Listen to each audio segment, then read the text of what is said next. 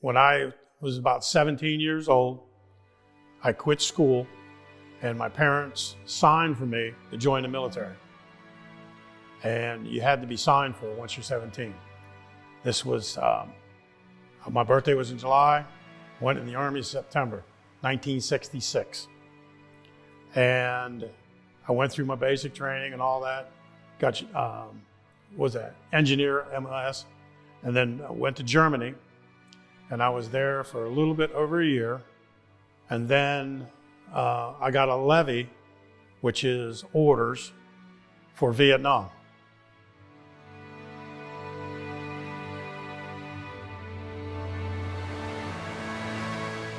So they just line you up every day and go, you, and you, come here. Well, finally, I was one of those yous. And we all went together, loaded in the back of a 2.5-ton truck, started down Highway 1. And in the back of that 2.5-ton truck was a corpse. My new job was to process the bodies of the people that were killed in Vietnam. It was a horrific job.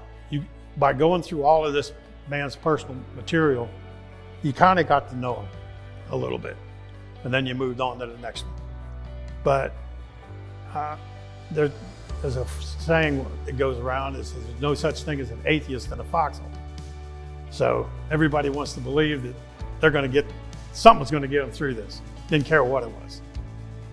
And so I had a particular case, and in the breast pocket of this soldier was one of those little pocket Bibles. And it was one bullet hole that went through that Bible. And that's the bullet that killed that young man. Okay? And it was completely soaked with his blood. I mean, it was like a sponge. You could not open the pages because they were glued fast. And this destroyed me.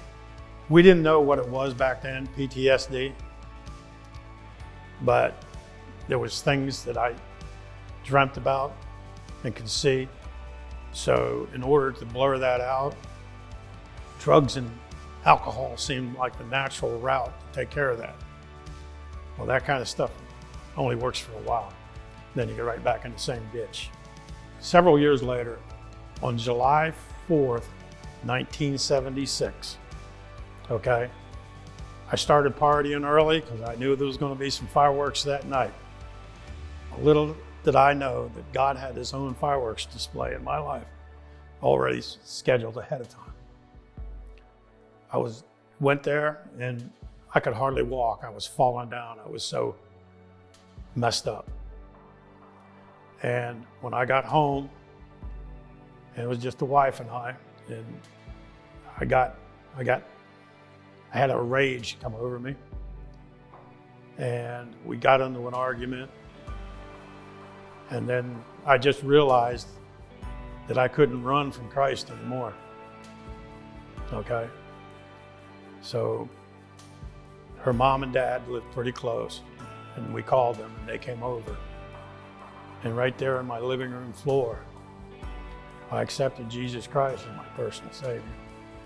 And two things happened that day.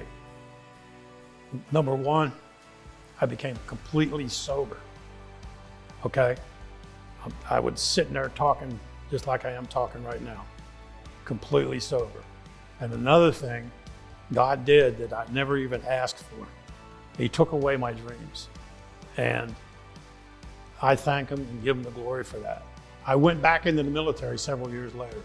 I retired in the Army as an infantry sergeant. Okay? I put myself right back in the line. But I have